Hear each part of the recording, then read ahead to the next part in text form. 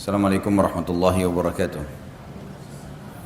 Alhamdulillah, kita memuji Tuhan kita Allah subhanahu wa ta'ala atas segala nikmatnya. Zat yang maha hidup berdiri sendiri, zat yang maha perkasa, maha bijaksana. Kalau ia ingin sesuatu dia hanya mengucapkan jadi maka jadilah. Dia telah menggantungkan segala nikmat yang dia berikan kepada kita dengan kalimat Alhamdulillah. Maka sangat wajar kalau kita sering mengucapkan kalimat yang mulia ini. Juga kita panjatkan salawat dan taslim sebagai salam hormat kita kepada manusia yang terbaik, Nabi pilihan dan penutup para Nabi-Nabi dan Rasul, Nabi Muhammad sallallahu alaihi wasallam, sebagaimana Allah dan malaikatnya telah memberikan salam kepada beliau. Masih dalam bahasan kiat-kiat mempertahankan rumah tangga, dan berarti kita sudah membahas 3 poin. Rumah tanggamu adalah ibadahmu, maka ikhlaskan niatmu karena Allah. Itu yang pertama. Yang kedua, anggota keluargamu adalah aset amal jariah dan kunci surgamu. Yang ketiga, jalankan tugasmu dan kewajibanmu. Dan sebagai kata pembuka, saya mengingatkan kembali, rumah tangga itu adalah asas daripada masyarakat. Baik rumah tangga, masyarakat akan baik. Generasi manusia akan baik. Buruk rumah tangga, buruk semuanya. Dan orang-orang yang ada di rumah tangga dimulai dari suami, istri, yang akhirnya nanti akan punya anak menjadi orang tua, anak-anak, kemudian kerabat secara umum. Jadi kalau ini semuanya baik di dalam, pendidikannya baik, yang ditanamkan adalah perintah-perintah Allah, meninggalkan larangan-larangannya, maka akan aman rumah tangga itu dan akan aman masyarakat. Setiap suami istri harus meyakini dan menyadari kalau dia adalah seorang pegawai di sebuah perusahaan itu namanya rumah tangga. Pemilik perusahaan ini namanya Allah subhanahu wa ta'ala, Tuhan kita. Siapapun yang patuh pada pemilik perusahaan, menjalankan tugas-tugas dan kewajibannya, gajinya, bonusnya akan dia dapatkan. Maka ini ibarat saja, contoh supaya mudah kita fahami. Saya bilang sama istri saya sama kamu sama-sama pegawai. Kita kerja di satu perusahaan namanya rumah tangga. Pemilik perusahaan ini Allah. Dan Allah sebagai pemilik perusahaan telah menjanjikan setiap orang di antara kita yang menjalankan tugas-tugasnya, maka akan diberikan balasan. Lakukanlah semua tugas itu, bukan karena saya juga bukan karena kamu, tapi karena Allah subhanahu wa ta'ala. Setiap pasangan suami istri menjalankan tugas dan kewajibannya karena Allah tidak akan pernah jenuh. Walaupun mungkin pasangannya punya kekurangan, dia akan bisa menerimanya dan dia berusaha membantunya. Karena dia tahu itu kewajiban pasangannya. Seorang suami kalau tahu istrinya salah, tidak layanin dia misalnya, tidak menjalankan kewajibannya mendidik anak, tidak sholat, dia tahu itu kewajiban istrinya. Istrinya akan dihukum kalau dia tidak ingatkan. Berbahaya bagi si istri. Maka suami kalau karena Allah berumah tangga, dia akan menasihatin istrinya bukan karena hak dia, bukan. Justru karena dia khawatir si istri masuk neraka, dihukum sama Allah. Sama sebaliknya, pahami poin ini penting ya. Sama sebaliknya seorang istri pada saat dia lihat suaminya sedang berbuat salah atau ada hak dia belum dikasih, misal nafkah, misal pendidikan, perlindungan, jangan dia menegur suaminya karena dia itu terlalu pendek, terlalu dangkal. Tapi dia harus berpikir bagaimana mendapatkan pahala dari pasangannya. Saya khawatir kalau kamu nggak berikan nafkah kepada saya, kamu berdosa dengan Allah. Si suami berkata sama istrinya, saya khawatir kalau kau tidak layanin saya, kamu malah dihukum sama Allah, Tuhanku dan Tuhanmu. Kembalikan selalu kepada Allah subhanahu wa ta'ala. Ini akan membuat pasangan suami istri tahu. Bukan hanya sekedar yang membuat kita punya hak dari pasangan kita siapa? Allah. Yang menjanjikan balasannya Allah. Yang melanggar, yang hukum siapa? Allah. Maka harus kembali kepada itu semua.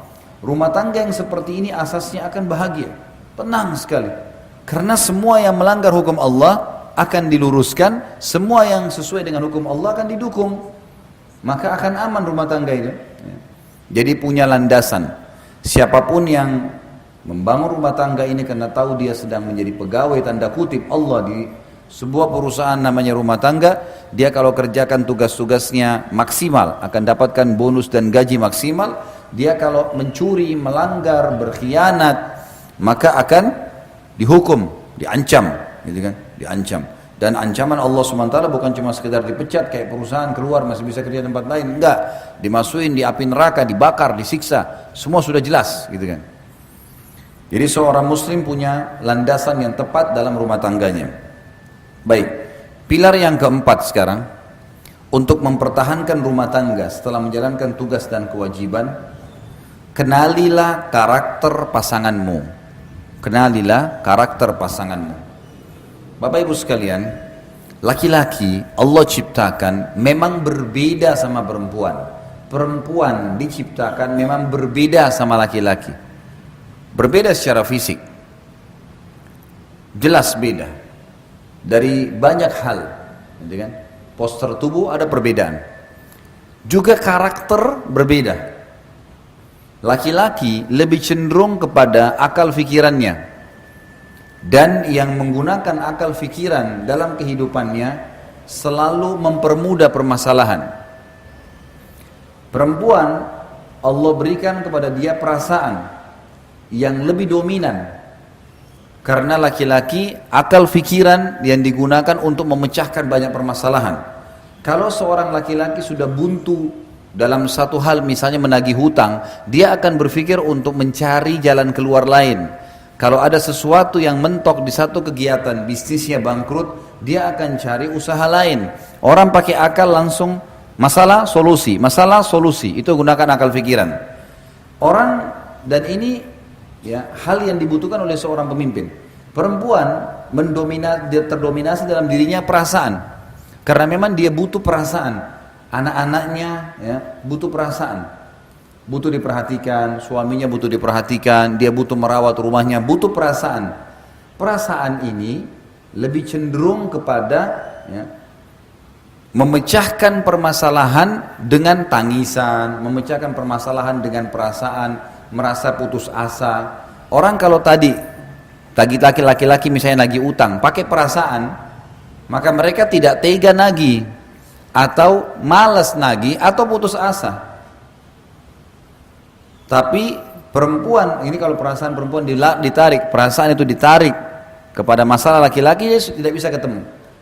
Perempuan juga kalau menggunakan akal pikirannya seperti laki-laki, masalah langsung solusi, ini akan rumit juga menghadapi anak-anak yang terus mengulangi permasalahan terulang-ulang, gitu kan? Ini butuh kesabaran, butuh perasaan memang.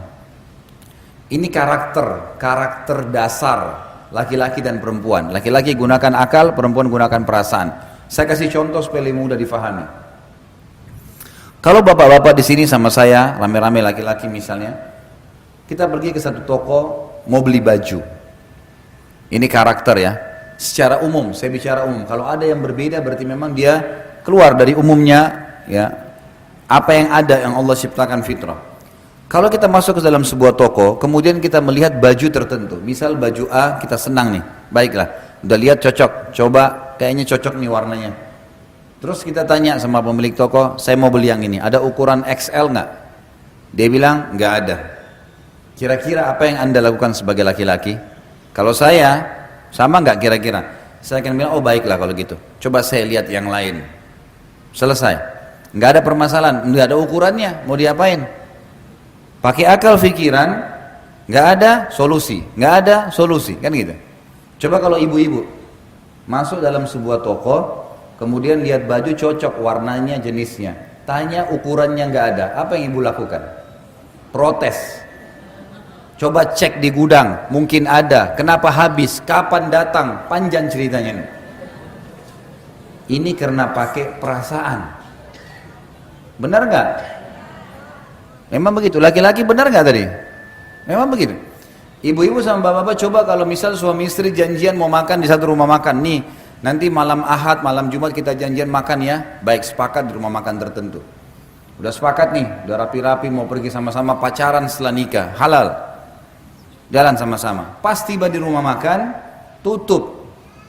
Bapak-bapak bilang apa kira-kira? Adalah kita cari restoran lain.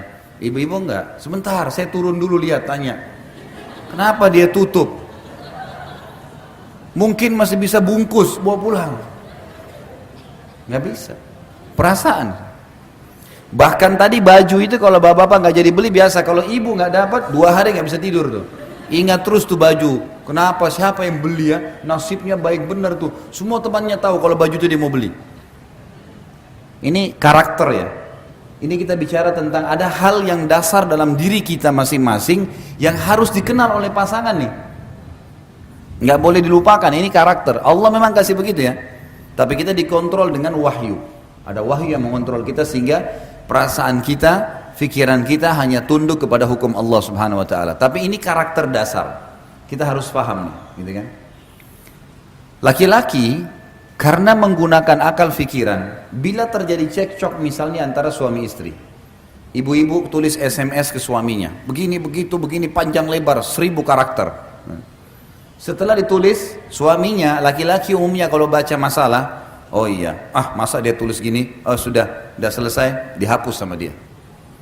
Coba kalau suami ibu, bapak-bapak balas ke ibu-ibu nih, dibalas juga 1000 karakter, ibu-ibu baca per huruf.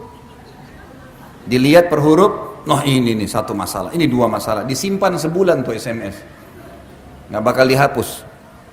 Nanti kalau ribut nih, si istri bilang, kamu itu sampai SMS sama saya begini, suaminya udah lupa, SMS yang mana?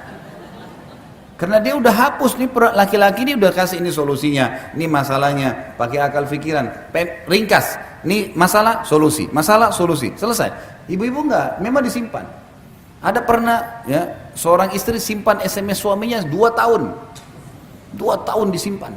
Nih tanggal sekian bulan ini kau pernah ucapin. Ini udah selesai nih. Udah saling minta maaf, udah baik, dikorek lagi yang 2. Ini masalahnya perasaan. Perasaan begitu. Ini karakter dasar ya. Ini ada. Bagaimana caranya? Bapak-bapak harus tahu kalau ini ada pada istrinya. Perempuan suka disentuh perasaannya. Perasaan berhubungan apa? Pujian, ya itu, rangkulan. Sedikit saja berpenampilan, oh kamu cantik sekali, masya Allah. Itu perlu. Itu sudah membuat ibu-ibu terbang. Loh, ini karakter. Saya bicara secara. Ibu-ibu suka nggak kalau dipuji sama suaminya? Masya Allah, kok cantik sekali hari ini. Kalau ibu-ibu puji laki-laki, bapak-bapak rapi nih, kamu ganteng. Oh iya, makasih. Biasa. Nggak ada sesuatu bagi dia, pujian biasa saja. Laki-laki itu bagi dia pujian biasa. Allah buat begitu karakternya supaya dia tidak termakan pujian di luar, itu memang ada benteng. Ibu-ibu memang sudah begitu. Itu karakter namanya. Ini harus difahami, ini ada dalam jiwa. Ini ada alami, tapi nanti kita akan bahas ini dikontrol dengan wahyu, gitu kan? Dikontrol dengan wahyu. Masuk dalam masalah fikiran dan perasaan ini Bapak Ibu sekalian, laki-laki itu karena menggunakan akal fikiran, pada saat istrinya merendah, maka yang muncul respon kasih sayang. Karena akal fikiran berkata, saya diberi, saya membalas, ringkas kan? Saya dibaikin, saya balas baikan kan itu. Kalau perasaan berbeda, perasaan itu kalau ada baikan yang datang, yang dimulai kadang-kadang, ini apa tujuannya nih? Apa maksudnya nih? Banyak pertanyaan. Sekarang kalau bapak-bapak dimasain sama istrinya makanan favorit, enak nih, saya suka ini, sayur asam lah, inilah segala dibuatin baik. Begitu kita pulang dapat, nih saya masain yang, oh masya Allah terima kasih. Udah selesai, nggak ada pemahaman, nanti istrinya mau apa nih, mau minta apa tuh nggak ada pikiran. Tapi kalau ibu-ibu, suaminya buatin hadiah, ini kasih. Lihat, oh kok tumben kau beliin saya hadiah, ada maksudnya nih. Larinya ke perasaan, itu ada. Saya pernah bilang sama istri saya dan saya sengaja survei ke rumah tangga saya, sebab saya sampaikan di pengajian. Saya ingin tahu nih masalah karakter, sehingga saya susun materi ini. Saya bilang sama dia, dan alhamdulillah saya tidak lakukan itu. Kalau saya duduk di atas kursi dan kamu duduk di bawah, di sebelah saya sebagai laki-laki muncul perasaan kesian, sayang, melindungi, menaungi, karena si istri merendah. Bapak-bapak kira-kira kalau istrinya baik, santun, merendah, tambah sayang nggak? Sayang atau nindas? Bapak-bapak nih jawab jujur. Saya mesti siapin cambuk di sini. Kalau ada yang jawab selain saya cambuk. Karena memang itu karakter, pasti akan muncul naungan, sayang, perhatian, gitu kan? Karena ada jiwa kepemimpinan. ada sifat tadi, karakter yang memiliki akal pikiran, dia memimpin. Makin benar jalannya, makin patuh, makin disayang. Saya bilang sama istri saya, coba kita balik, ibu-ibu di sini misal. Ini saya bicara global. Ya kan? Kalau kamu duduk di kursi, saya bilang, lalu saya duduk di bawah, apa yang kau bilang sebagai perempuan? Saya sudah menguasai dia. Gitu. Lain, perasaan tuh tunduk sama saya. Bukan seperti laki-laki yang larinya ke naungan, perlindungan. Kan itu. Makanya secara umum karakter perempuan, dia suka kalau suaminya itu orangnya menjaga wibawa misalnya. Orangnya punya wibawa, orangnya di rumah teratur, orangnya begini. Karena dia merasa itu pemimpin. Ya. Tidak boleh bapak-bapak di dalam karakter ini merendah berlebihan pada istrinya. Bukan beda sayang ya. Beda sayang dengan merendah, lain. Kalau ada istri lagi duduk di atas kursi, sofa, suaminya duduk di bawah, itu lain. Akan terjadi ketimpangan yang luar biasa di rumah tangga. Tidak akan ada lagi penghargaan buat si suami. Dalam mendidik anak sama ya. Bapak ibu ambil ke laki-laki dan perempuan. Anak laki-laki sudah punya sifat karakter pemimpin masih kecil. Saya pernah kasih contoh, kalau saya tidak salah. Anak laki-laki kalau kita ambilin nasi, kemudian ditaruh di depannya, dilempar sedikit, nih makan nak. Sengaja. Yang terjadi anak laki-laki itu tidak mau makan. Dia akan ambil nasi, dibongkar-bongkar sama dia. Rasa tercoreng. Pemimpinnya ada. Kalau anak perempuan kita kasih, ini nak makan, sedikit dilempar, dia makan saja, biasa. Tidak ada sesuatu yang dijadikan beban, gitu kan? Dia tidak langsung menganggap, oh ini orang seperti apa, enggak. Ini salah satu yang masuk dalam karakter. Sifat kepemimpinan ada pada diri laki-laki dan lebih. Jadi ibu-ibu harus bisa tahu, suami selalu pakai akal pikiran dan ada sifat kepemimpinan, dia makin dijunjung, makin diposisikan pada posisi pemimpin, dihargai pendapatnya dan dia akan makin responnya menaungi. Bapak harus tahu, ibu-ibu itu harus dinaungin, dilindungi, disayang, gitu kan, diperhatikan. Maka itu akan mendatangkan respon yang sama. Jadi harus berimbang. Ibu-ibu harus tahu, bapak-bapak tidak suka sering ditelepon. Benar nggak ibu-ibu sini, suaminya suka ditelepon nggak? Coba kalau telepon 1 hari 5 kali, dimarahin sama dia. Kenapa kau telepon terus? Karena laki-laki maunya dia kalau di luar rumah kerja. Bapak-bapak harus juga imbangi, perempuan punya perasaan, suka kalau diperhatikan, suka ditelepon. Imbangin nih. Berarti laki-laki ada waktu lowong telepon istrinya. Perempuan tidak boleh terus-terus rong-rong suaminya. Bahkan kadang-kadang subhanallah suaminya lagi online, memang lagi telepon sama orang urusan kerjaan, ditelepon sama dia. Ini menunggu nih. Telepon sampai 10 kali, kerang kering, selesai telepon itu tutup. Begitu baru angkat, bukan assalamualaikum, kok saya telepon 10 kali nggak diangkat. Orang lagi kerja. Kan itu. Baik kalau suaminya sabar tuh. Iya, tadi saya dijelasin sama dia, saya telepon, saya begini. Kadang-kadang enggak, saya kan lagi kerja, assalamualaikum. Nah, kan jadi masalah. Dan ini sekali lagi, setelah cekcok begini misalnya, nanti pulang ke rumah nih, suami pulang ke rumah, dia sudah lupa tuh tadi masalah telepon tuh. Laki-laki tuh kalau masuk rumah, dia udah lupa tadi tuh. Dia masuk, dia pikir nih istrinya akan sambut, makan, tiba-tiba makanan nggak ada. Istrinya cemberut, nggak mau lagi pakai baju tidur yang dia suka. Loh, kenapa kamu ini? Tadi kamu SMS atau tadi kamu telepon begini. Dibawa tuh 7 jam di rumah suami, 7 jam dia menderita di rumah. Jadi harus diimbangin nih. Ini mengenal karakter pasangan penting. Yang kita ingin datangkan di sini adalah karakter ini ada. Sebagaimana ada potensi berbuat baik, potensi berbuat buruk. Ya. Maka kita harus imbangin, dikontrol dengan wahyu. Laki-laki bisa mengenal pasangannya seperti itu perasaannya, maka dia berusaha mengimbanginya. Perempuan mengetahui kalau laki-lakinya begitu karakternya, dia bisa mengikutinya. Kan itu. Ini poin-poin tadi yang saya ingin titik beratkan. Dan mengenal karakter adalah hal yang paling mendasar, salah satu hal yang mendasar pilar dalam mempertahankan rumah tangga.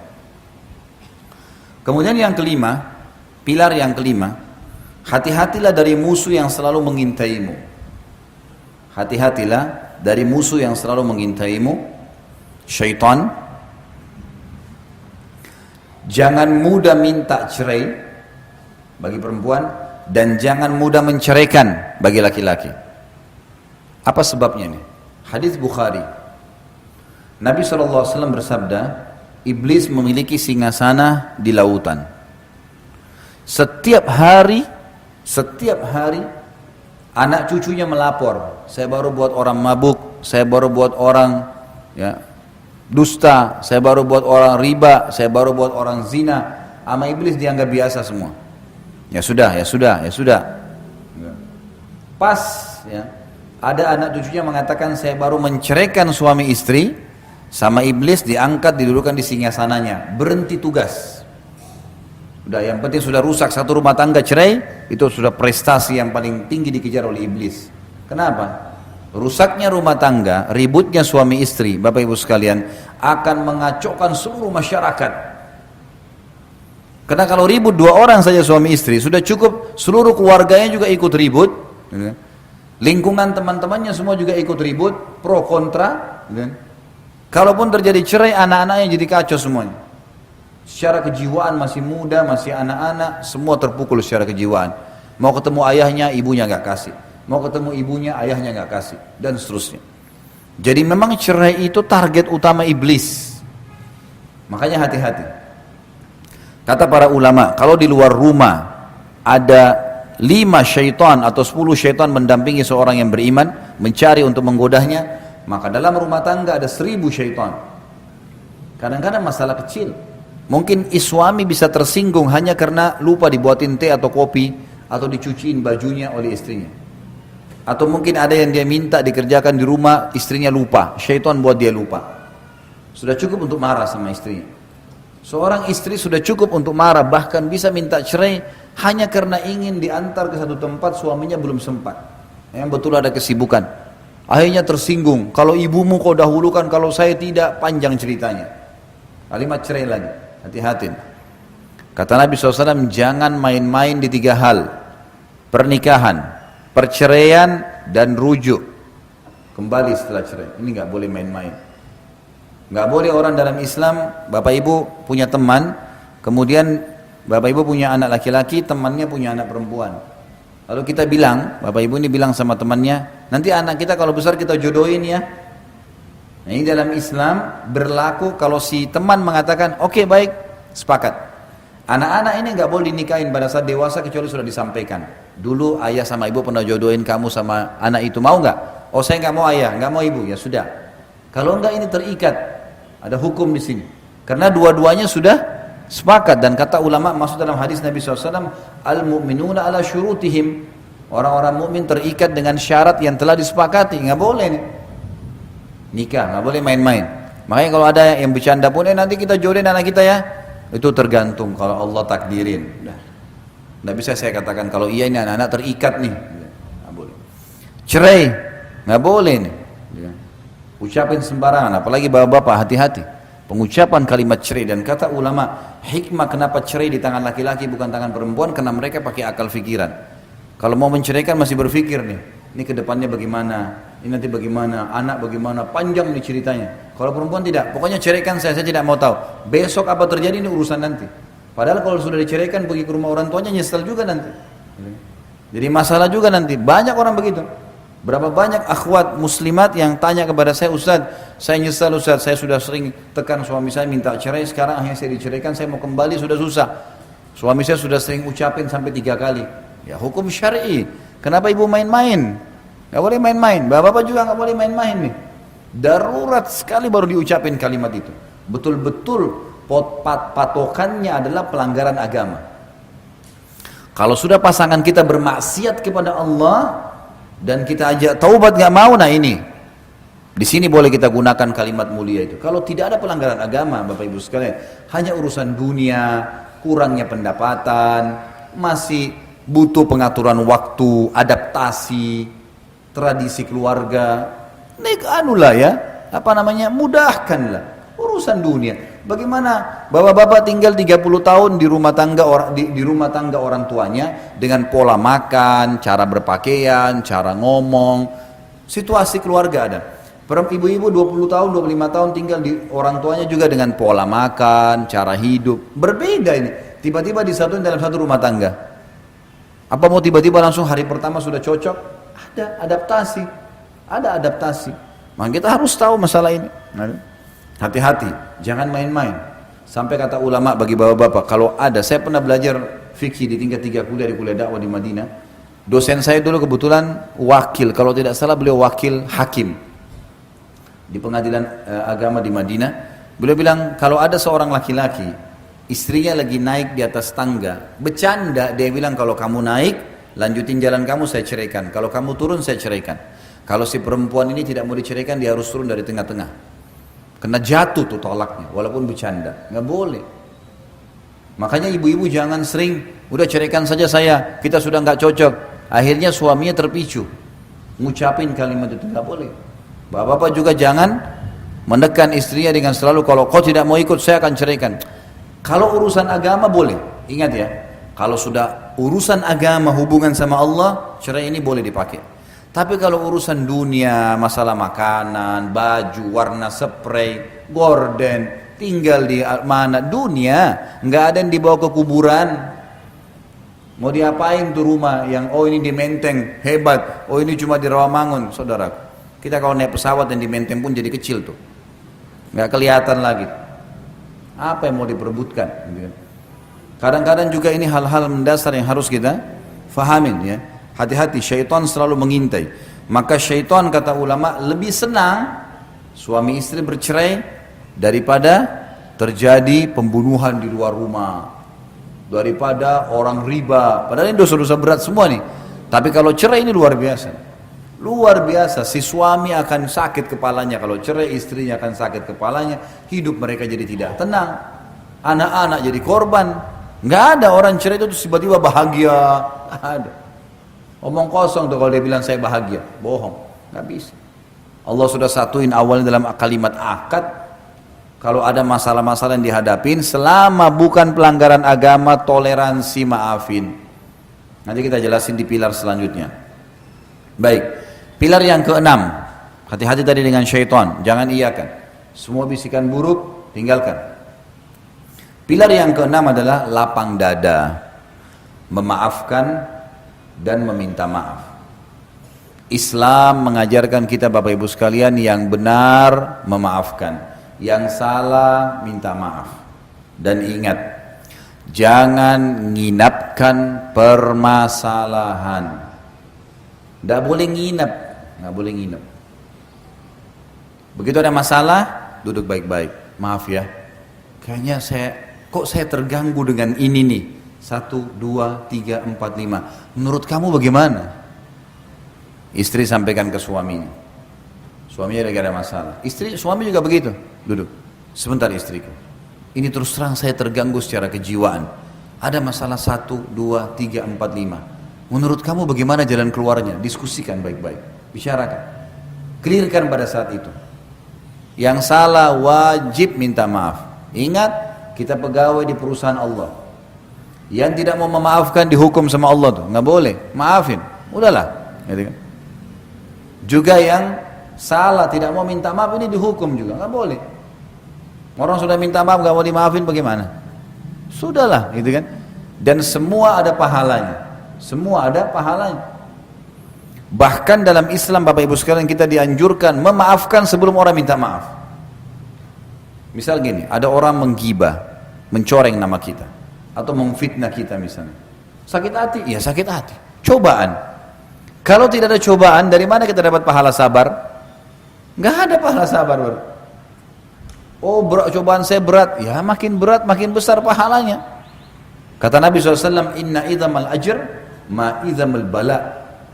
Pahala yang diberikan oleh Allah, bobotnya akan seberat cobaannya. Cobaan makin berat, makin besar pahalanya. Bahkan cobaan ini Bapak Ibu sekalian ada 2 manfaat besar yang banyak orang Islam tidak tahu. Padahal ini dalam agama mereka. Yang pertama, cobaan itu akan memaksa dia tanda kutip dekat dengan Tuhannya. Dan kita akan jauh dari kemaksiatan. Kita kalau lagi ada cobaan, ada penyakit, ada masalah, Tidak ada peluang bagi syaitan untuk membuat kita berbuat dosa tuh.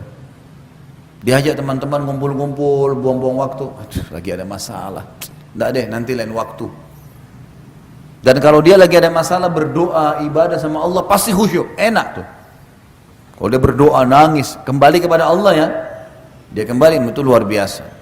Luar biasa. Dia akan rasakan kenikmatan doa. Bahkan kalau kita lagi ada masalah, kita berdoa sama Allah, bisa nangis, bisa curhat sama Allah, itu tidak bisa kita rasakan kenikmatannya itu kalau lagi tidak ada masalah. Semua orang menghadapi masalah, Nabi SAW menghadapi masalah, apalagi kita manusia biasa. Tapi cobaan ini datang untuk mendatangkan pahala sabar, gitu kan? Dan kita juga jadi tahu, ya, dapat pengalaman dan banyak hal.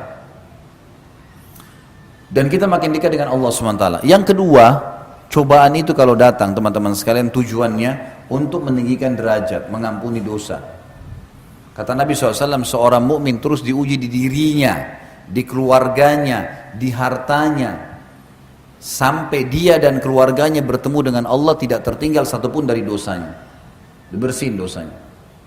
Cobaan-cobaan akan datang harian, ini, hadapi, pecahin, selesai, hadapi, pecahin, sudah ada pahala. Dan kata ulama, cobaan yang jenis kedua ini, ada derajat-derajat di surga yang orang tidak bisa jangkau, misalnya kecuali dengan 100 tahun sholat malam, 100 tahun puasa, 100 tahun haji, 100 tahun bakti dengan orang tua. Umurnya orang ini cuma 60. Tapi karena keimanannya, Allah mau dia sampai ke derajat itu. Bagaimana caranya? Diuji dengan penyakit 10 tahun. Diuji buka usaha 3 kali bangkrut. Mungkin nanti yang keempatnya baru dia bisa. Diuji orang tuanya yang cerewet, mertuanya, iparnya yang suka datang masalah. Ujian. Hadapi. Hadapi, suka duka kehidupan. Film itu tidak ada yang nonton kalau tidak ada penjahatnya, tidak ada cerita suka dukanya. Kalau datar aja, nggak ada yang nonton, nggak laku filmnya. Riwayat kehidupan, harus ada suka duka. Kita kalau kena hujan nih, lagu hujan begini, basah. Pengalaman, basah tapi pengalaman. Ada kenikmatan tersendiri kalau dinikmatin tuh. Kalau bahasa saya itu nikmatin prosesnya. Proses dinikmatin. Lagi sakit nih, bangun pagi flu. Oh iya, sabar. Sabar itu terima takdir Allah, kemudian ikhtiar, gitu kan? Kita bangun flu, alhamdulillah. Allah masih uji saya. Mudah-mudahan jadi pengampunan dosa, peninggian derajat. Lalu ikhtiar minum obat. Sabar, nikmatin prosesnya. Karena kita biar ngerutu pun, cobaannya ada ajalnya, pasti sampai selesai. Ada saatnya dia akan selesai. Jadi kita harus lapang dada, menerima, termasuk sini menerima kekurangan pasangan. Tapi ingat, yang punya kekurangan tidak boleh tinggal dalam kekurangannya, berubah. Orang mukmin harus meningkat menjadi lebih baik dari sebelumnya. Nggak boleh vakum. Saya gini orangnya, kau terima silakan, tidak terima nggak usah. Nggak boleh dong. Itu bodoh namanya. Masa kalau dia kurang kemudian dia tidak mau berubah? Fair, terima. Oh iya baik, saya akan berubah. Bantu saya ya. Ayo sama-sama. Suami istri harus begitu. Nggak, kalau kamu nggak mau terima ya sudahlah. Kadang-kadang suami tegur istrinya. Cobalah kalau bangun sholat subuh, habis sholat subuh buat sarapan, aktivitas, jangan langsung tidur. Misal, baik, tangkap positif. Istrinya harus berpikir, oh iya ya, mungkin ada baiknya lah. Mungkin suami saya kena pergi kerja pagi. Kadang-kadang ada istri tidur, suaminya pergi kerja. Dia nggak tahu suaminya pergi sarapan, cuma pembantu yang siapin. Karena hanya mendahulukan tidur pagi. Untuk apa ini? Lalu suaminya bahasakan baik-baik. Terimalah, gitu kan? Baik, latihan. Kalau gitu bantu saya ya, gimana caranya? Mungkin kalau malam kita lebih cepat tidur ya. Baik, kalau mungkin saya masih ngantuk, maklumi ya, beberapa hari nanti saya berubah. Kan baik ya, menjadi lebih baik. Bahkan kata Ali radhiyallahu anhu, saya akan menjadi hamba sahaya, saya siap mengabdi dengan seseorang yang mengajarkan kepada saya satu huruf. Artinya saking pentingnya belajar untuk meningkatkan skill kita. Bodoh orang kalau selalu seperti yang lalu-lalu atau bahkan lebih buruk. Kita harus setiap hari meningkat, kualitasnya harus selalu naik dan kualitasnya harus dipaksa. Nah itu, harus bisa menerima masukan. Begitu pula misalnya istri lihat suaminya mungkin selama berumah tangga sama orang tuanya biasa main buang handuk sembarangan, berantakan sepatunya nggak teratur. Mungkin istrinya biasa rapi, suaminya begitu. Jangan langsung marah, berikan masukan. Ini sebenarnya mana yang lebih baik sih kalau berantakan begini dengan rapi? Kan lebih baik kalau rapi. Ya udah saya begini orangnya, terserah kamu kalau kau nggak mau. Apa fungsinya kau sebagai istri? Nggak boleh nih. Nggak boleh. Oh iya ya, tangkap secara akal sehat. Oh iya benar. Baiklah, ingatin ya. Kalau saya memang salah, kan enak ya. Kan enak kalau begitu. Nggak boleh mudah tersinggung nih. Ya. Ini tersinggung ini bahaya, senjata syaitan. Nggak boleh. Saya waktu pertama menikah, saya temukan istri saya mungkin kebiasaan untuk merapikan sesuatu masih kurang. Cara saya mendidik dia adalah, saya duduk kemudian saya ambil kertas, saya bilang sebentar, kamu duduk dulu. Saya ambil kertas, beberapa lembar kertas, saya serakin di lantai. Jadi cara bapak-bapak ini harus begitu, mendidik, tidak boleh marah-marah. Ambil kertas, saya serakin di lantai. Kemudian saya serakin di beberapa tempat. Terus saya bilang, kira-kira menurut kamu berantakan gak nih? Berantakan. Baik. Sekarang lihat ya, sederhana. Saya pungutin tuh kertas semuanya, saya satuin, saya taruh di atas meja. Hilang tuh tadi pemandangan berantakan. Bagus gak kelihatan? Bagus. Ini yang saya mau. Ini yang saya mau. Cuma ini saja, merapikan. Alhamdulillahnya dia faham. Gitu kan? Bisa kita berikan masukan. Tapi yang penting dua-duanya memang harus lapang dada nih. Jangan sampai si perempuan tidak mau diperbaiki atau si laki-laki tidak mau diperbaiki, ini bahaya. Ini kalau mau rumah tangganya bertahan ya, kita bicara masalah pilar mempertahankan rumah tangga. Insya Allah itu rumah tangganya abadi, insya Allah. Bukan cuma dunia, sampai di akhirat. Karena orang mukmin tahu kalau tidak cerai, mereka akan bersama di surga juga. Maksudnya abadi nih. Sekali akad maka akan sampai di sana. Ini penting. Ya. Jadi harus bisa lapang dada, memaafkan dan meminta maaf. Tentu banyak hadis-hadis ya yang berbunyi tentang masalah ini. Misalnya kalau ibu-ibu itu, ada hadis Nabi SAW, wanita ahli surga, wanita yang kalau dia salah atau suaminya salah, dia akan datang memegang tangan suaminya lalu berkata, saya tidak bisa tidur kalau kau belum ridho. Saya tidak. Ini sabda Nabi ya, wahyu memandu ibu-ibu pakai cara ini. Ini tuntunan dari Allah, bukan dari saya. Wanita ahli surga, wanita yang kalau dia salah atau suaminya salah, dia datang memegang tangannya sambil mengatakan, saya nggak bisa tidur kalau kau tidak ridho. Ternyata ini secara zahir hadisnya, bisa saja ibu-ibu bilang, kok kesannya suami salah saya yang harus minta maaf ya. Ternyata ini tuntunan wahyu, laki-laki itu kalau ibu minta maaf sama dia, yang terjadi dia minta maaf. Dia akui kesalahannya. Itu karena dia pakai akal pikiran. Bapak-bapak sini coba kalau istrinya datang, maafin saya ya kalau saya punya salah. Padahal kita nih yang salah nih. Apa yang anda akan lakukan? Oh iya saya yang salah, maafin saya. Laki-laki akan begitu. Itu tuntunan dalam agama, nggak mungkin salah wahyu. Karena ternyata laki-laki kalau mau disinggung, dipahami, diberikan paham harus begitu. Ada jiwa kepemimpinan. Gitu. Biasanya mereka tidak mau diguruin. Ya, karena ada sifat itu. Laki-laki juga begitu. Bagaimana Nabi SAW menghadapi para istri-istrinya? Ada masalah, sudah minta maaf, sudah selesai, sudah dimaafin sama Nabi SAW. Nggak ada lagi diungkit-ungkit. Banyak kesalahan dilakukan oleh Aisyah, oleh Hafsah, salah, minta maaf, Nabi maafin, udah selesai. Saya udah maafin. Dan Allah mengatakan wal afina 'anil nas wal qadimina al ghaidha wal afina 'anil nas wallahu yuhibbul muhsinin. Kata Allah SWT, wal qadimina al ghaidh, orang yang bisa meredam emosinya pada saat dia mampu melampiaskannya. Ini laki-laki nih, kita jadi suami, kita benar nih, istri kita salah. Kita bisa lampiaskan salah itu sebenarnya, marah. Tapi kita redam malah, namanya qadhiminal ghaidh. Ghaidh itu emosi yang kita dalam kondisi benar. Ibu-ibu lagi benar nih, suaminya yang salah. Tapi qadhiminal ghaidh, meredam emosinya, nggak mau dilampiaskan. Gitu kan? Allah memuji itu. Wal qadhiminal ghaidha wal afina 'anil nas, lalu dia memaafkan orang-orang. Wallahu yuhibbul muhsinin, dan Allah suka dengan orang-orang yang berbuat baik. Ada sedikit kisah berhubungan dengan masalah ayat ini, tapi tidak berhubungan dengan rumah tangga. Seorang ulama tabi'in dulu, dia lagi duduk sama tamunya. Sementara itu ada satu budak, ya, budaknya yang biasa hidangkan makanan. Pada saat tamunya sudah duduk, budak ini lagi bawa marak, ya, kuah, sop atau apa, marak ya, yang panas sekali. Tidak sengaja si budak ini mendidih ini, tidak sengaja budaknya kesentuh karpet, jatuh, tumpah semua marak di badan tuannya. Bayangin nih, kuah panas tumpah. Kalau agama yang menjadi landasan kita, Bapak Ibu sekalian, emosi terkontrol, ya. Semua pemasukan, pengeluaran, tatapan mata, ucapan yang diucapin, tangannya, semuanya itu terkontrol. Bayangin dalam kondisi tumpah sebadan kuah marak yang panas. Apa yang terjadi? Si budak ini tahu pasti tuannya akan marah, manusiawi.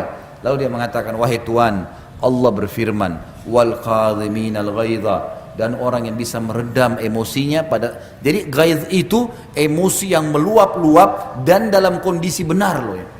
Anak kita salah nih, kita bisa mukul dia, tapi kita redam. Pada saat itu justru kita bisa marah dengan pegawai atau pembantu kita, tapi kita redam, gitu kan? Lalu tuannya mengatakan dia redam, baiklah. Tiba-tiba dia tarik nafas dan mengatakan baiklah. Lalu tuan pembantu budak ini pintar, karena dia faham agama, dia juga bilang, karena dia tidak sengaja tadi, bukan sengaja nuang. Dia bilang lanjutan ayat Tuhan, wal afina anin nas, dan orang yang suka memaafkan orang. Tuannya bilang, afautu, saya sudah maafkan kamu. Lalu dilanjutkan kata Tuhan, kata budaknya, dan Allah berfirman Tuhan penutupan ayat, wallahu yuhibbul muhsinin, Allah suka orang berbuat kebaikan. Kata tuannya, kau saya bebaskan dari keterbudakan. Bagaimana kalau ayat Al-Quran mengontrol seseorang? Luar biasa. Agama kalau dipegang teman-teman sekalian luar biasa. Dan Allah itu maha mengetahui, maha jeli, lembut, tahu semuanya. فَمَنْ يَعْمَلْ مِثْقَالَ ذَرَّةٍ خَيْرًا يَرَى. Siapa yang berbuat seperti biji sawi dari kebaikan, dia pasti lihat, pasti ada balasannya. وَمَنْ يَعْمَلْ مِثْقَالَ ذَرَّةٍ شَرًّا يَرَى. Siapa yang berbuat seperti biji sawi keburukan, pasti dia lihat hukumannya. Memaafkan orang, kalau kita maafkan orang lain, sementara dia belum minta maaf sama kita, ada orang fitnah, ada orang ghibah, itu perintah agama. Orang yang awet muda, orang yang selalu lapang dada, Nabi SAW Bapak Ibu sekalian pada saat meninggal hanya 3 lembar rambut putihnya, umurnya 63 tahun. Dikatakan oleh Anas bin Malik, sahabat Nabi, pembantu Nabi, saya bekerja menjadi pembantu di rumah Nabi SAW 10 tahun, dari 9 tahun sampai 19 tahun, tidak pernah satu kali pun saya mendengarkan Nabi SAW berkata kasar kepada istri-istrinya atau pembantunya, nggak pernah. Ingatin, tapi nggak emosional, gitu kan. Sehingga Allah SWT berikan dia kelebihan yang luar biasa. Istrinya pun akhirnya jadi malu dengan Nabi SAW, karena orangnya tidak pernah marah, kecuali hukum Allah SWT dilanggar. Karena Aisyah berkata radhiyallahu anha dalam riwayat lain, riwayat Bukhari, Rasulullah SAW tidak pernah marah kalau berhubungan dengan haknya, hak pribadinya, duniawi, dimaafin sama dia, kecuali hukum Allah dilanggar. Kalau sudah hukum Allah lain, maka Nabi SAW berubah wajahnya menjadi merah karena dilanggar hukum Allah Subhanahu Wa Taala. Ini tidak boleh. Nabi SAW mengingatkan dengan sangat tegas kalau masalah ini. Tapi tetap juga Nabi menggunakan ketegasan bukan kekerasan. Beda ya. Tegas itu ini boleh, ini nggak boleh. Jangan lakukan, ini lakukan. Keras itu mata melotot, kata-kata kasar, memukul, itu keras. Itu nggak ada dalam Islam. Tapi tegas boleh. Ini boleh, ini nggak boleh. Ini boleh, ini nggak boleh. Ini saya suka, ini saya nggak suka. Jadi jelas semuanya. Gitu ya. Kalau ada orang berbuat buruk sama kita, fitnah, ghibah, kita sakit hati nih, baik, sabar, cobaan lagi datang. Dan yang diperintahkan dalam agama memaafkan orang itu, walaupun pahit, udah maafin. Perintah agama itu, maafin dulu. Terus anda bilang, enak benar Ustaz, dia ghibah saya, dia fitnah saya, kita maafin. Iya, maafin. Lalu bagaimana jalan keluarnya? Dia enak sudah berbuat salah, nggak perlu khawatir. Allah akan menghukum seseorang selama dia belum memenuhi syaratnya. Apa syaratnya kalau orang buat salah? Minta maaf. Kalau kita maafkan sebelum dia minta maaf, kita dapat pahala, meredam hati kita dari penyakit-penyakit hati, kita bisa lega tidur, bisa lega makan, tapi dia tetap dihukum sama Allah kalau dia tidak minta maaf. Karena ada hukuman di situ. Kecuali dia minta maaf, nah itu lain. Makanya kita disuruh maafin. Sudahlah, legohon saja. Tenang aja, gitu kan? Maafin orang lain, maka akan tenang hidup itu. Gak ada makanan, ya sudahlah. Gak ada makanan. Saya pulang ke rumah, ada makanan? Gak ada, tadi gak masak. Bisa saya beliin di sebelah mana? Beli aja, gak apa-apa. Bawa sini. Gak masak, makanan. Mau ribut gara-gara tidak masak, sudahlah, maafin. Asal jangan juga istri ini setiap saat tidak masak juga, akhirnya suaminya mungkin mau cobain masakannya yang jadi masalah. Selama urusan dunia, toleransi saja, maafin, kan gitu. Tapi kalau urusan agama nggak boleh, nggak pakai jilbab, nggak tutup aurat, nggak sholat, nggak jalani kewajiban. Nah ini lain. Bisa ditangkap ya. Kemudian kita pindah pilar yang ketujuh. Jangan libatkan orang ketiga dalam rumah tangga kecuali ahlinya. Jangan libatkan orang ketiga dalam rumah tangga kecuali ahlinya. Dalam kurung ulama. Tidak boleh siapapun masuk ke dalam rumah tangga Bapak Ibu kecuali alim ulama. Tidak boleh. Orang tua kah, mertua kah, apalagi teman. Aduh, sudah. Jangan libatin. Rumah tangga saya lihat yang sering kacau tuh, orang yang setiap orang datang rumahnya pasti mengubah sesuatu. Saya waktu awal-awal nikah punya pengalaman. Saya bilang sama istri saya, ini tembok rumah ini adalah rumah tangga kita. Saya pemimpin, kamu wakil saya. Keputusan di tangan saya. Salah, tidak sesuai hukum Allah, ingatkan. Benar, terapin. Jangan libatkan orang ketiga masuk ke sini. Karena di sini saya punya peraturan, keinginan, kamu juga punya keinginan. Keinginan kita yang kita satuin, bukan keinginan orang lain. Pernah satu waktu, istri saya tiba-tiba duduk sama saya terus ngobrol sama saya. Kak, gajinya pegawai fulan berapa? Ada pegawai saya di restoran, oh gajinya sekian. Si fulan berapa? Sekian. Si fulan berapa? Sekian. Sudah mulai tanya, ini 17 orang, satu-satu sudah mulai tanya, sudah 3 orang. Saya bilang sebentar. Kamu ini sudah ketemu siapa? Siapa yang sudah kamu temuin tadi? Kenapa kok tiba-tiba seumur hidup belum pernah campurin urusan kerjaan saya, kok sekarang malah mulai nanya gaji, mulai tanya ini. Rupanya ada tamu kami datang dari luar Jakarta, kemudian nginep di rumah. Terus orang ini, istri saya bilang, orang itu Kak yang bilang, katanya kita ini harus tahu semua yang berhubungan sama suami. Jadi akhirnya saya mesti tahu gajinya pegawai, penjualannya kakak berapa, segalanya lah. Saya bilang gini, saya setuju. Kalau kamu mau tahu semua saya kasih tahu. Tapi jangan salahin saya kalau kepala kamu pecah. Ini masalah saya sebagai laki-laki ini luar biasa. Nagih utang, ajakin pegawai, macam-macam, yang absen, yang datang, yang curang, macam-macam. Sekarang kamu ini enak sekali. Apa yang urusannya? Urusan kalau ngantuk tidur, lapar makan, sholat, urus anak-anak mati masuk surga. Enak kan? Kenapa tambah program nih? Ibu-ibu ini udah apa tambah program nih? Capek-capekin diri. Wong tugas kita ada waktunya di dunia, kan gitu. Ternyata orang ketiga nih kalau masuk harus kita punya prinsip. Nggak boleh enggak. Bangun prinsip. Ada orang bisa mengubah rumahnya 7 kali warna rumahnya diubah. Gara-gara 7 orang tamu yang datang. Kenapa kau pakai warna putih? Gitu kan? Bagusnya ini warna biru. Ubah warna biru. Nanti besok tamu lain lagi datang, coklat. Pelimplang. Nggak bisa. Kenapa warna putih ya? Saya suka warna putih. Selesai. Ini rumah tangga saya kok. Kenapa sofa kamu begitu? Kenapa nggak beli sofa begini? Oh ini saya suka. Oh ini suami saya hadiahkan. Saya terima kasih sama dia, alhamdulillah. Udah. Jangan biarin orang itu masuk ke semua urusan kita. Ada orang memang subhanallah fudul gitu. Masuk ke rumah orang, lihat dapurnya, buka lacinya, macam-macam diperiksa. Apa ini? Gelasnya orang pecah sedikit, gelas kamu itu pecah. Loh, gelasnya orang, biarin aja. Oh dia memang begitu kan? Masa dia nggak tahu kalau gelasnya pecah? Pastilah dia tahu, gitu kan?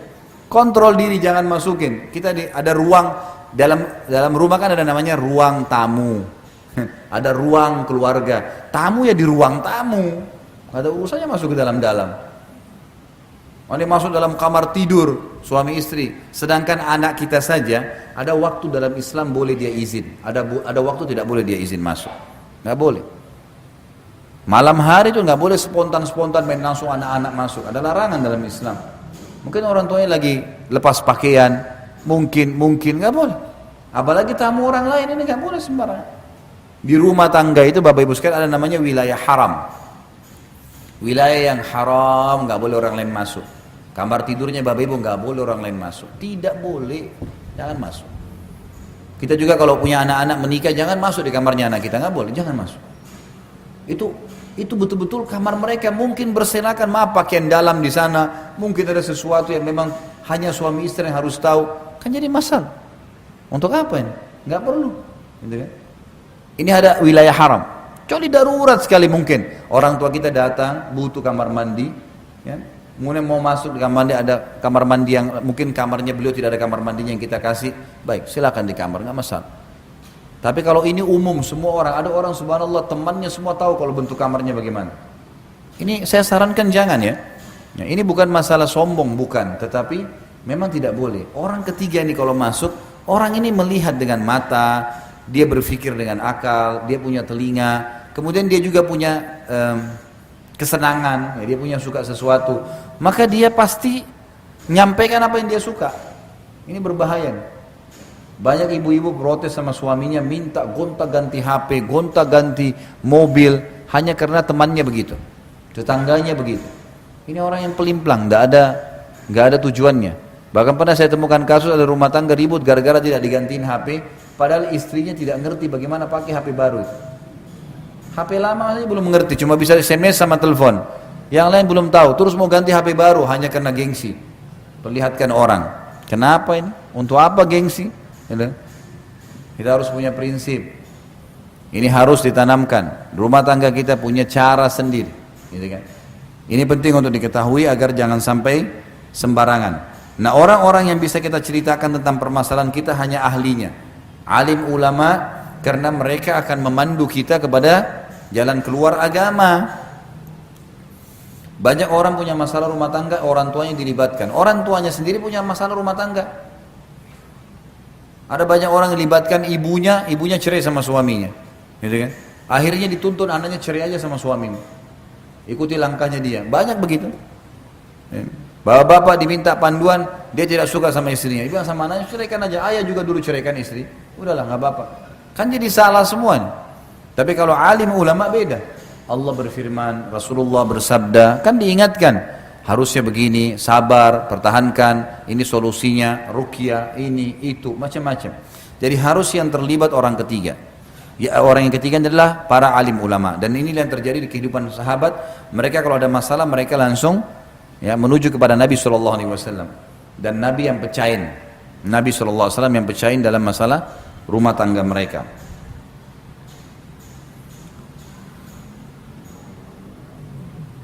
Yang kedelapan, pilarnya adalah Islam asas rumah tanggamu, maka terapkan syariatnya, bentuk suasana dan kondisi islami.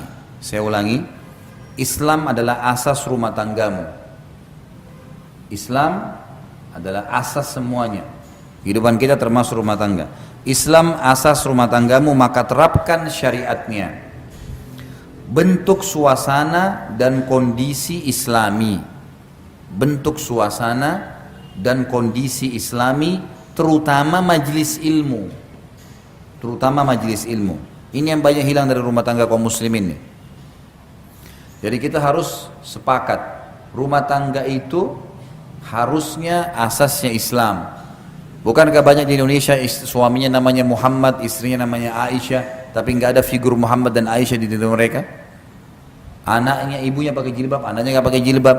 Yang diputar setiap hari di rumah penuh CD-CD, semuanya lagu-lagu rock, ya, pop dan seterusnya. Nggak ada Al-Quran, nggak ada tilawah. Lebih parah lagi, tidak ada majelis ilmu.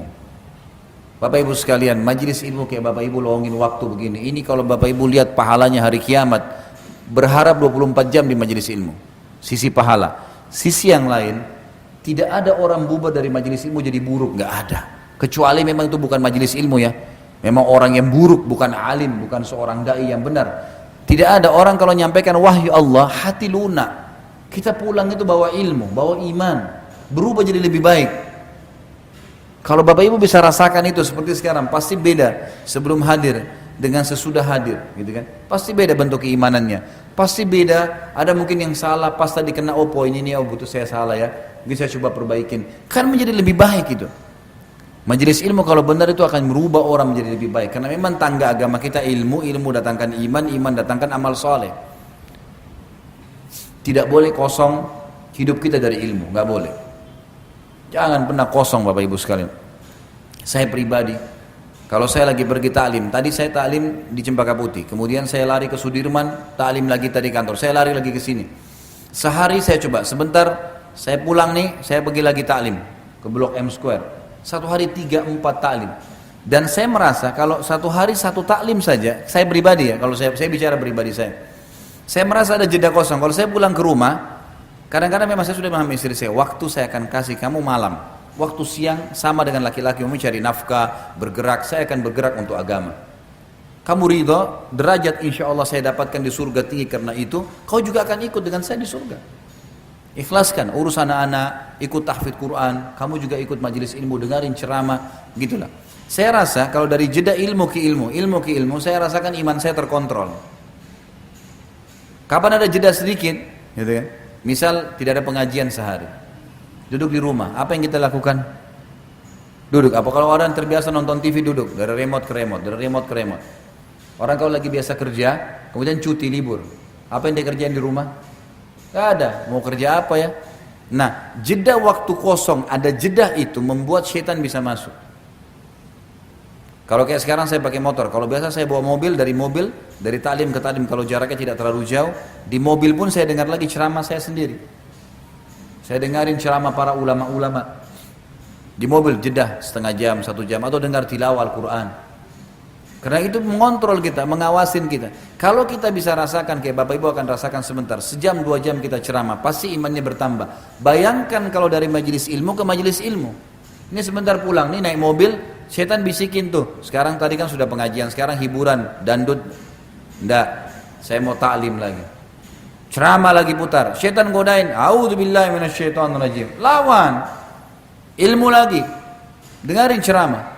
Saya pernah nasihatin beberapa ibu pengajian begitu, subhanallah, sampai akhirnya ada yang membahasakan ke saya.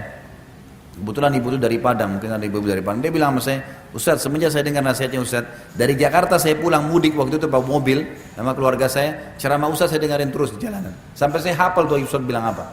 Bolak-balik. Ceramah Ustaz Khalid terus dari pergi sampai pulang, gitu kan. Akhirnya suami saya pun dengar, anak-anak dengar, gitu kan. Tapi memang dia bilang seperti yang Ustaz Khalid bilang, kita merasa terkontrol. Karena dari ceramah ke ceramah, apalagi kalau yang berseri, kita terus dengarin, oh ini lagi penasaran selanjutannya apa. Jadi memang itu harus ditanamkan. Majelis ilmu itu penting, luar biasa penting. Tidak boleh kosong, jangan kosong. Kosong ini waktu lowong membuat syaitan bermain. Jangan biarin, kasih kesempatan, bahaya sekali. Maka harus kita tahu di sini buat suasana Islami, kondisi Islami, terutama majelis ilmu. Tentu ada hal yang lain di sini, banyak hal ya.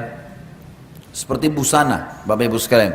Biasakan pakai busana muslim, busana muslimah. Anak-anak dari kecil, bayi pun dipakai jilbab. Anak-anak saya alhamdulillah dari bayi pakai jilbab. Orang mau bilang panas, ya terserah. Pakai topi juga panas. Alhamdulillah enggak, gitu kan?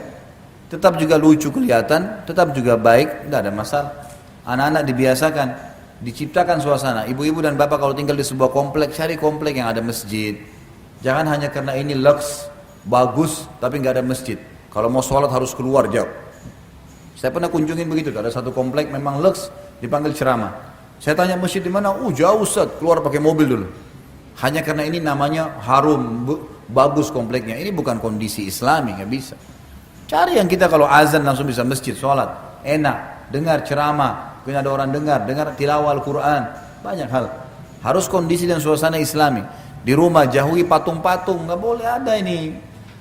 Ini subhanallah saya lihat ada orang-orang saya nggak ngerti ya. Semoga Allah kasih hidayah. Buat patung di depan rumahnya, patungnya sudah jelek, gendut, pakai pentungan. Ditanya kenapa taruh patung ini, bisa bela dari pencuri. Dari mana pencuri kencingin tuh patung? Ini saya nggak ngerti ya, gimana pikirannya tuh? Jelek patungnya, bukan patung bagus, jelek. Pendek, gendut, pegang pentungan, ngusir pencuri. Emang pencuri diketawain tuh patung. Ini dibodoh-bodohin sama dukun nih. Makanya dukun tuh orang tidak normal. Bukan orang normal tuh, orang tidak pintar. Jangan diikutin. Harus suasana. Dan saya sudah bilang, saya ingatkan kembali, beli buku judulnya Rumah-rumah Tidak Dimasuki Oleh Malaikat. Ini buku penting sekali untuk dimilikin. Dalam buku itu dijelaskan ada siapa tuh malaikat, siapa tuh syaitan. Kemudian ya diikuti lagi dengan ada 30 jenis rumah yang tidak dimasuki oleh malaikat. Dan ini juga cara kita kalau mau membangun rumah, ikutin itu. Jadi jangan ikuti lagi feng shui, itu nggak boleh, udah itu non muslim. Kayunya nggak boleh beginilah, ini nggak boleh tamannya begini, nggak boleh cahaya dari sini.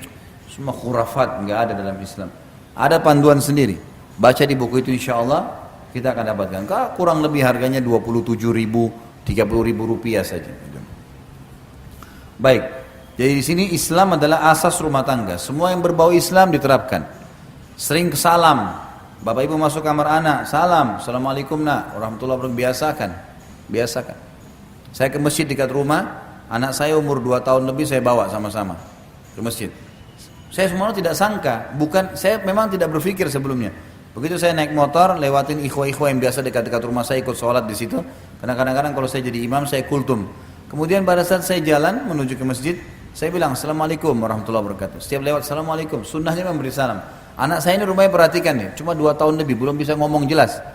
Subhanallah, begitu saya pulang dari masjid, dia ikut sama saya di mobil, di motor. Sebelum saya salam sama orang-orang yang lewat, dia yang salam. Kum. Semua. Disalamin semua sama dia. Tertanam bagaimana ke masjid. Dia kalau azan tolak. Abati, Allahu Akbar, disuruh sholat. Dia ingatin saya suruh sholat. Karena saya biasa bawa ke masjid. Lihat bagaimana kita ciptakan itu pada diri mereka. Tertanamkan suka ke masjid, sudah mulai salam sama orang. Kadang-kadang kalau saya mau memberi sesuatu, saya kasih ke anak-anak saya. Ini kasih ke orang itu. Dia tahu berberi, membagi, gitu kan? Bagaimana dia memberi, sedekah kita kasih. Anak-anak saya sekarang alhamdulillah setiap orang miskin, abati orang miskin tuh, berhenti mobil kasih.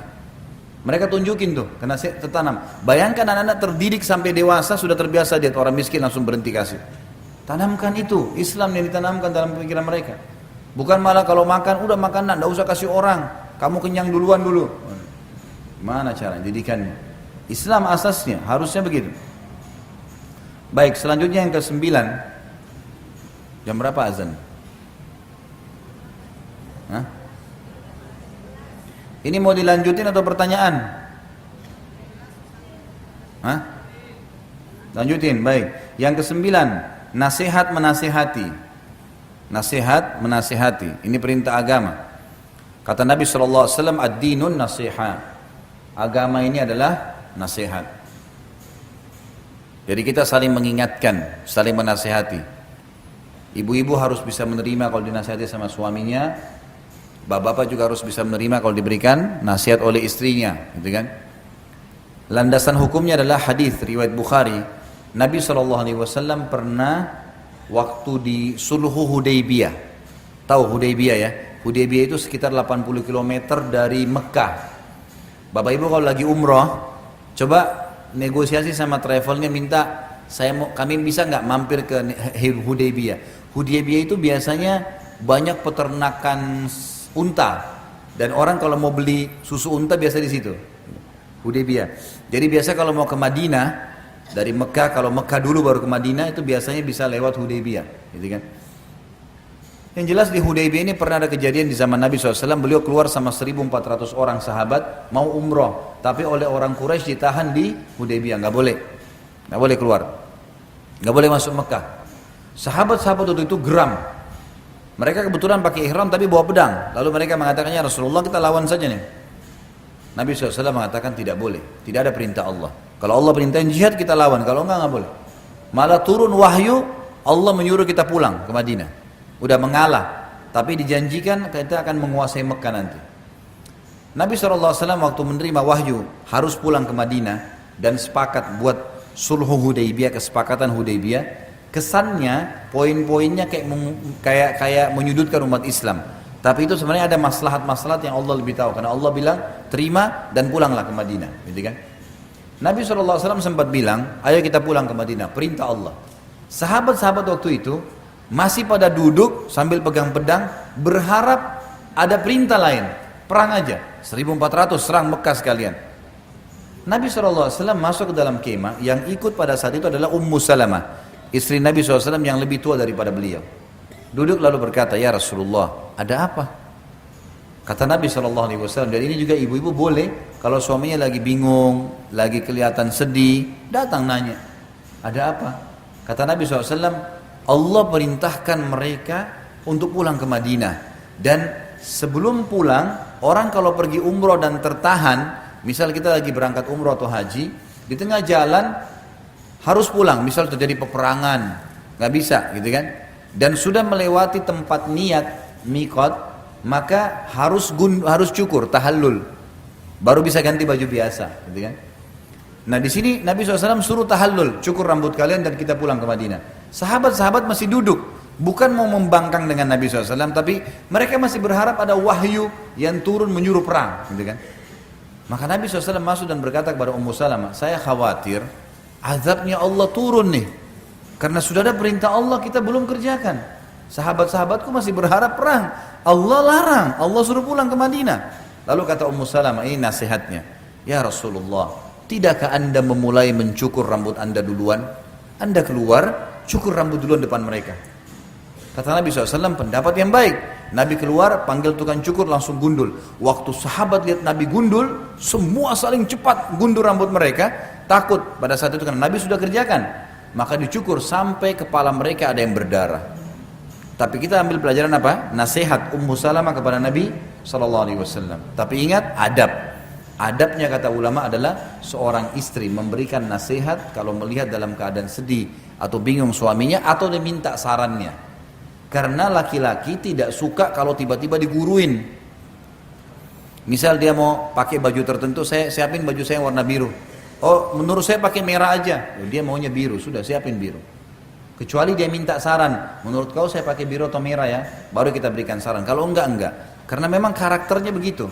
Harusnya kita mengikuti alur karakter, gitu kan? Sama halnya juga istri, nasihatin. Nabi SAW seringkali menasihatin Aisyah, menasihatin ya istri-istri yang lain supaya mereka bisa menerima, dan ini penting sekali. Nasihatin adalah perintah agama. Ingat, menasihatin di sini poinnya adalah pada hal-hal yang berbau agama. Semua penasihat agama tertuju pada agama, bukan duniawi. Dalam arti kata panduannya adalah agama. Yang ke-10, sabarlah, dunia sebentar dan akhirat target hidupmu. Sabar. Baru melahirkan, tentu ibu-ibu dan bapak tahu, anak bayi kadang-kadang nangis malam, kadang-kadang gini, mesti dibersihin kotorannya. Ada sabar di situ, gitu kan? Kadang-kadang ada saatnya seorang istri jenuh di rumah, suaminya sabar, jenuh, berhari-hari dengan aktivitas yang sama, masak, cuci, bersihin rumah, masak, cuci, bersihin rumah. Ada waktu dia butuh bersama-sama. Saya kadang-kadang kalau pulang ke rumah, saya capek nih, dari pagi saya keluar sampai malam. Yang paling pertama saya lakukan, bapak-bapak mungkin bisa ambil pelajaran seperti ini. Saya kalau pulang ke rumah, maka pada saat saya taruh tas laptop atau saya masuk ke dalam rumah setelah salam, istri saya sambut saya panggil dulu dia duduk. Duduk, saya juga sambil rileks, saya tanya, gimana kabar kamu hari ini, apa yang kamu lakukan? Maka dia cerita pengalaman dia yang 8 jam saya tinggalkan setengah jam. Begini, macam-macam, anak-anak inilah itulah. Ada yang perlu saya tanggapin, saya tanggapin. Yang tidak, oh iya, baiklah, sabar, gini. Udah setengah jam. Ternyata ibu-ibu ini karena tadinya menampung 8 jam nunggu suaminya, dia juga butuh didengar. Oh tadi anak-anak ini ada yang jatuh, ada begini, ada yang telepon, ada yang datang, ada yang... Bapak-bapak jangan egois, dengar tuh. Kalau bapak-bapak tidak buka diri untuk menerima keluhan istri, dia keluhan ke laki-laki lain nanti. Nggak boleh. Nanti kalau sudah laki-laki lain curhat baru masalah, jangan. Dengarkan, coba duduk dengarin. Itu ternyata setelah setengah jam semua undak-undaknya sudah hilang, habis. Saya nggak minta diaturin makan, tiba-tiba, lupa mau makan ya. Ya makan, silakan siapin makan, tidak apa-apa. Saya juga sambil rileks. Istri saya juga akhirnya tungguan penantian dia 8 jam selesai, karena saya dengarin masalahnya. Yang perlu saya tanggapin, yang tidak, gitu kan? Selesai. Banyak suami egois, pulang, istrinya sudah tunggu nih 8 jam, pulang ke rumah. Langsung masuk, mana makanan?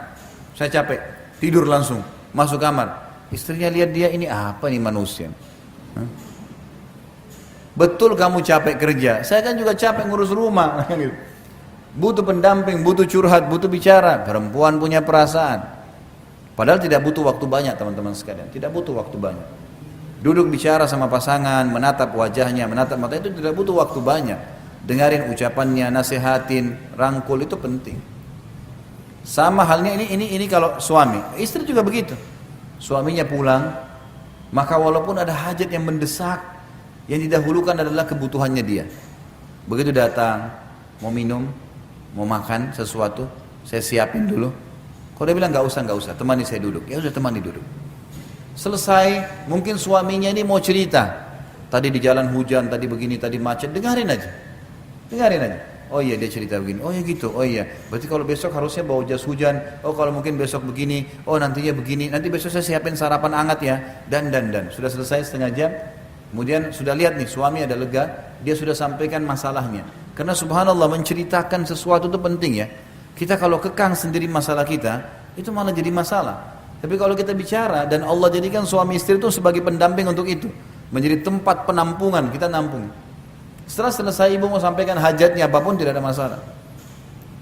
Ini penting untuk diketahui. Ibu-ibu ada rahasia untuk, saya sudah pernah sampaikan kalau tidak salah, bagaimana suaminya bisa memenuhi hajatnya. Penuhi pandangan matanya, penuhi perutnya, penuhi kemaluannya. Itu di laki-laki, gitu kan. Kalau di perempuan, dua hal saja. Pandangan mata dan perut. Maksudnya di sini apa yang dia senang dilihat, yang dia lagi pengen dipenuhi. Makanan di rumah siap. Selebihnya itu adalah tambahan. Kalau laki-laki ada tambahan kebutuhan biologisnya. Karena biasanya laki-laki kalau tidak terlampiaskan biologis maka akan jadi masalah. Biasanya emosi itu akan meluap-luap. Jadi kalau ibu-ibu suka lihat suaminya emosional, ini berarti ada masalah di biologis ini. Selain daripada itu biasanya memang ada was-was syaitan, tapi biasanya berpengaruh gitu kan. Di buku Mahkota Pengantin yang pernah saya bawain itu ada penjelasan masalah bagaimana pengaruh sperma yang komposisinya dari api dan udara itu membawa kepada emosi kalau tidak terlampiaskan. Baik. Yang ke-11, udah azan belum? Jam berapa azannya?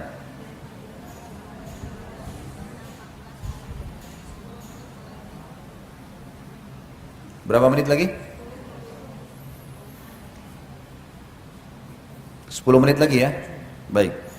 Yang keberapa sekarang?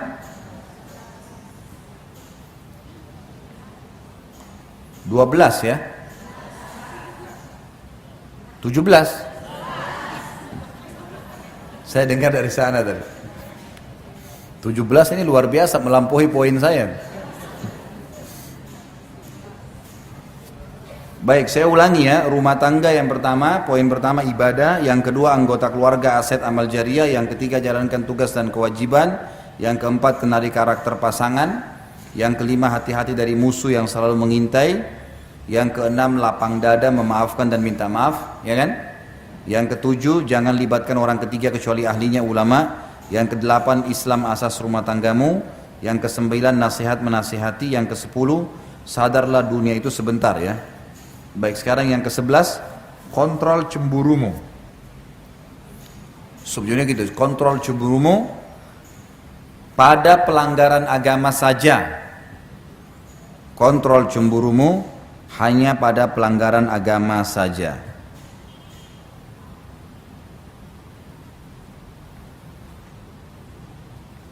Cemburu adalah sebuah nilai positif dalam Islam.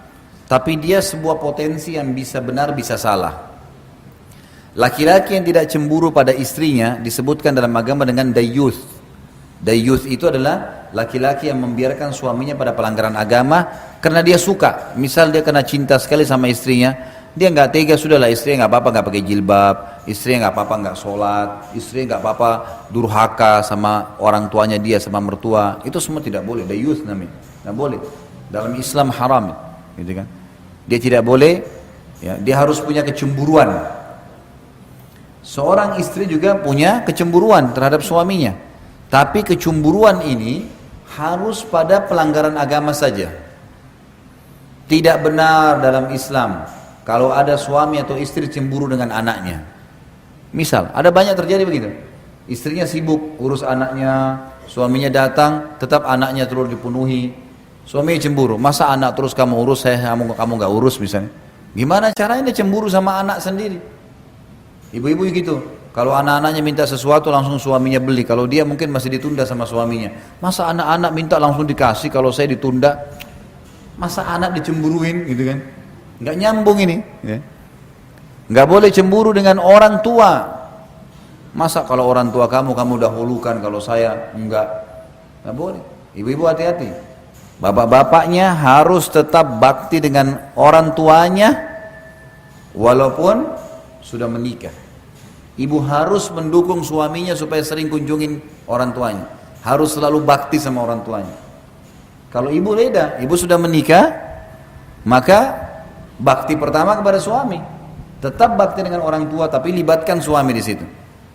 Suami juga harus tahu, orang tua walaupun nomor 2 ya, bagi istrinya, tetap ada poin nomor 2, setelah dia harus ada orang tuanya. Berikan kesempatan kunjungi orang tuanya, bakti dengan orang tuanya, harus begitu. Maka ini poin harus difahamin nih, tidak boleh keliru dalam masalah-masalah seperti ini, supaya betul-betul bisa sejalan ya, supaya sejalan. Cemburu harus dikontrol. Ada orang cemburu juga, misal dengan ya, ipar, laki-laki, suaminya ibu, ayahnya ibu, anaknya ibu nanti, itu punya kewajiban membiayai saudarinya ya. Sudah tahu belum hukumnya?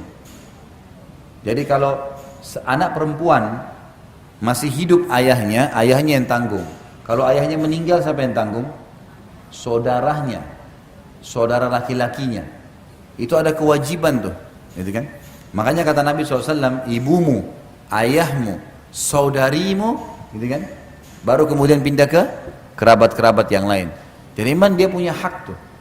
Jadi kalau suaminya ibu bantu iparnya ibu, udahlah, gitu kan? Yang penting dia jalankan kewajiban, nafkahnya ibu terpenuhi. Saya sudah jelaskan di poin pada saat membahas masalah kewajiban, hak dan kewajiban.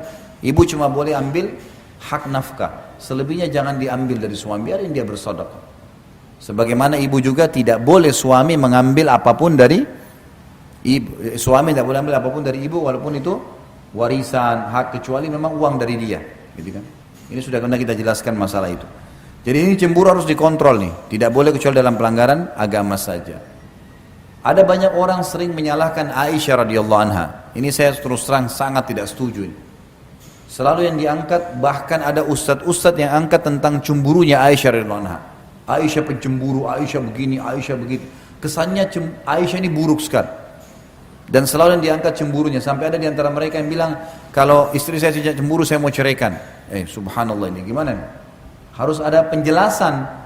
Kalau cemburu buta itu nggak boleh. Cemburu dalam pelanggaran agama ya, betul. Pelanggaran agama, suaminya selingkuh, suaminya dusta, ini cemburu boleh. Karena ini pelanggaran agama. Suami juga begitu. Tapi kalau nggak boleh. Nggak boleh cemburu buta. Saya akan angkat beberapa riwayat tentang Aisyah radhiyallahu anha. Yang pertama, cemburunya Aisyah radhiyallahu anha dengan Khadijah. Pernah Nabi SAW lagi duduk sama Aisyah tengah siang hari, kemudian tiba-tiba saja ada suara orang yang memberi salam, beri salam. Begitu dia berikan salam, Nabi SAW tiba-tiba berdiri, buka pintu, buru-buru. Sepertinya orang ini suaranya dikenal gitu. Begitu dibuka ternyata ada 2 orang wanita. Lalu kata Nabi SAW, wahai Aisyah, layani tamu kita. Dilayanilah tamu oleh Aisyah. Sampai selesai, udah pulang, Aisyah juga nggak tanya siapa orang ini. Karena adabnya dalam Islam kalau tamu datang jangan tanya hajatnya, kecuali dia jelaskan. Dia nggak jelasin berarti dia cuma mau datang, udahlah dikasih makanan, minuman dan seterusnya. Ringkas cerita pulang. Lalu pada saat pulang kata Aisyah, ya Rasulullah, siapa tadi 2 perempuan itu sampai begitu kedudukannya di depan anda? Lagi duduk anda buru-buru berdiri. Lalu yang terjadi kata Nabi SAW, kalau yang satu adiknya Khadijah, istri pertamanya Nabi yang sudah meninggal di Mekah, Ummul Mukminin yang terkenal radhiyallahu anha. Kalau yang satu sahabat dekatnya Khadijah, dulu sering mengunjungi kami di Mekah.